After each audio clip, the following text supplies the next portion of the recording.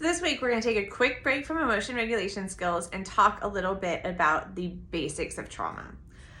So when I finished my training in 2014, trauma-informed care wasn't really the standard yet. Like, that's not what we were talking about. That's not exactly how we were conceptualizing. It has definitely shifted in the last decade. I was able to take one course, and it was like the effects of stress on the HPA axis. And so it was a pretty medical course, pretty intense, but good information, and a lot of the kind of basis of my trauma therapy thoughts are from the information I received in that class. I did complete in DBT my prolonged exposure therapy training when I did my DBT internship training. And prolonged therapy exposure is a empirically validated treatment, just like DBT is. I personally think it's a really effective treatment for anxiety and social phobias.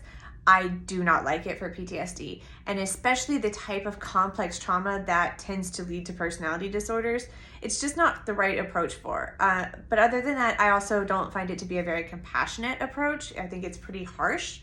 And at the time, the military was using it as the protocol for all the PTSD of veterans returning from the Middle East. And what they were finding is it's like a 14-session protocol. You can't get more than 30% of people to complete it. So is it really effective treatment if you can't get people to finish treatment? My opinion is no.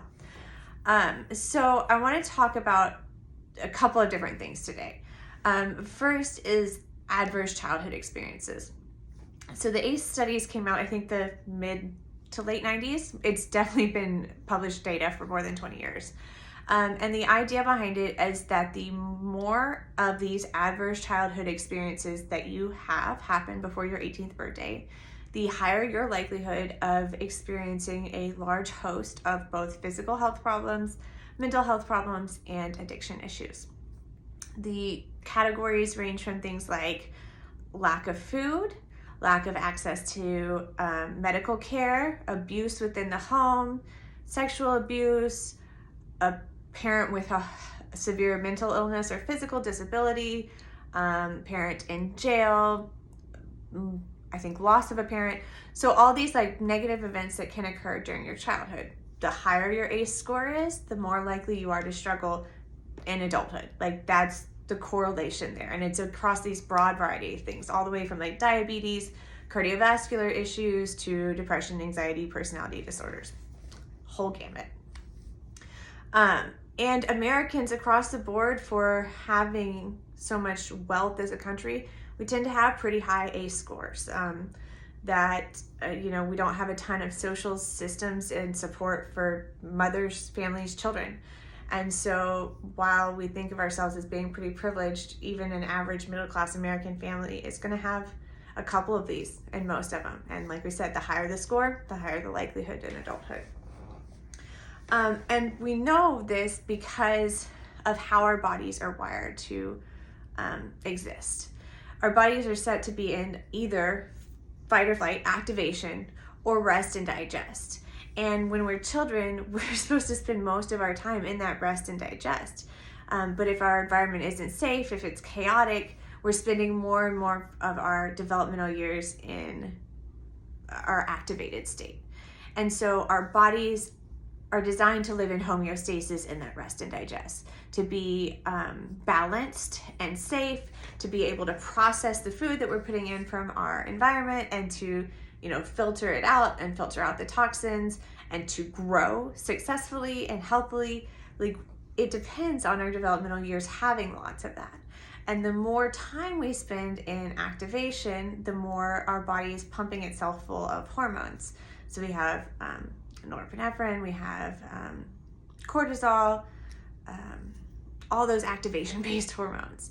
And the higher those are, the more inflamed our bodies become inside, and the more harsh of an environment it is, like, internally in our bodies.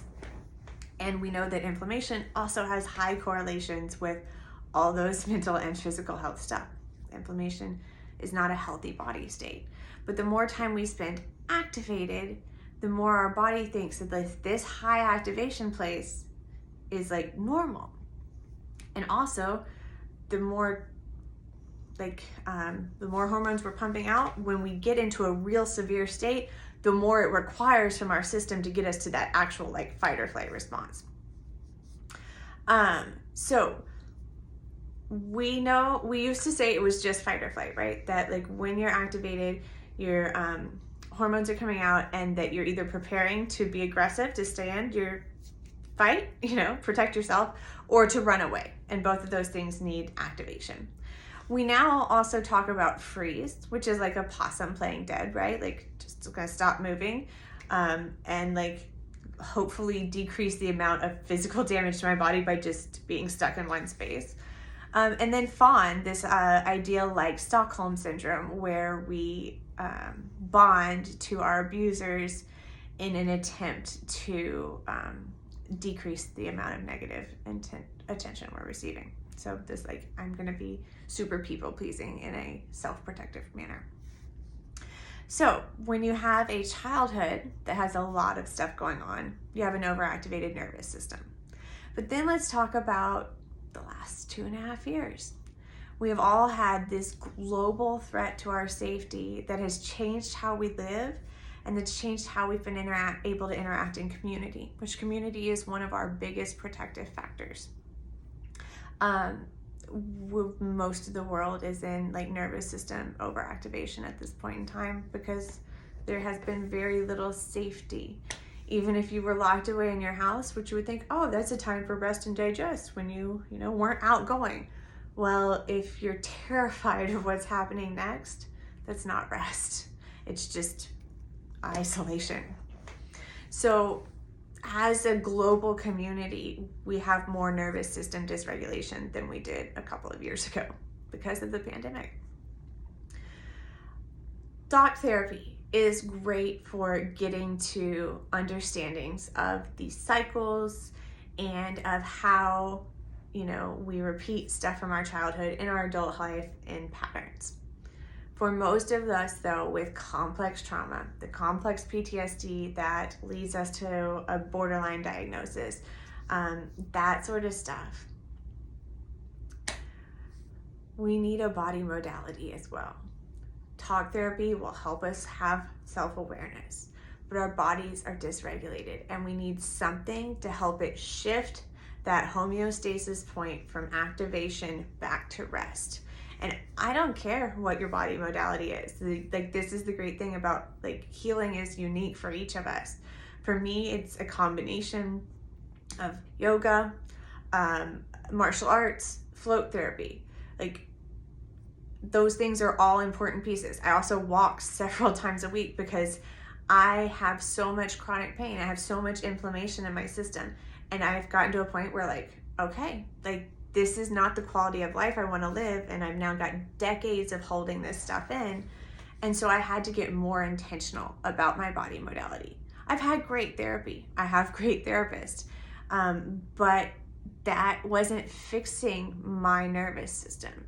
And so here's a list of body modalities I know. Yoga, martial arts, swimming, running, walking, cycling, EMDR therapy, float therapy, acupuncture, cupping, Reiki, Tai Chi, meditation.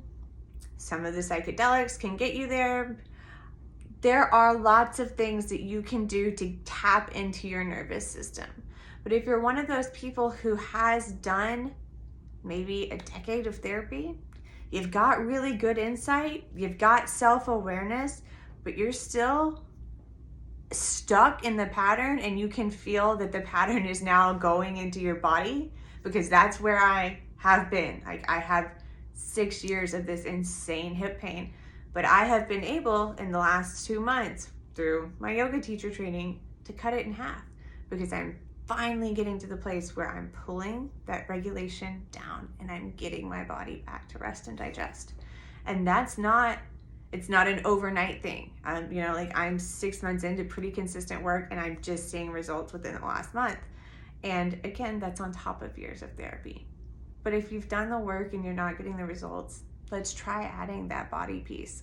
I bet that's what your nervous system is begging you for. So the last thing I want to address is the idea of epigenetics and trauma. And this is kind of just a thought that we do know that trauma gets written on our DNA and it gets passed down.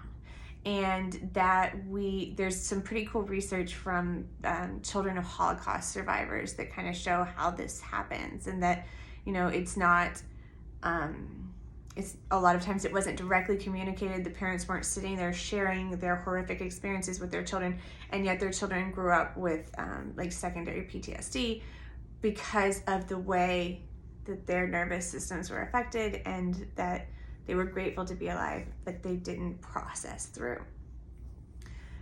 I expect that we will see similar stuff post-pandemic, that there are people that came through this time and realized like, oh, I'm going to have to take a more active role in regulating my system. And then there will be people who just pushed through and held on to trauma, and like there will be impacts generationally moving forward. But our bodies are beautiful things, and they are meant to find healing. And, we have a lot of environmental factors we're working against, more now than at any other point in human history. And we were designed to be better than to live in suffering. We were designed to be more effective than that. And I think for many of us, while we can maybe not reach perfection, like this place of, oh, I don't have suffering, we can be more intentional, and we can learn how to be better stewards of our physical vessel to help it create a better environment for our soul to reside in, so that we can have more joy. So that's my little trauma 101 spiel, and we'll get back to Emotion Reg next week.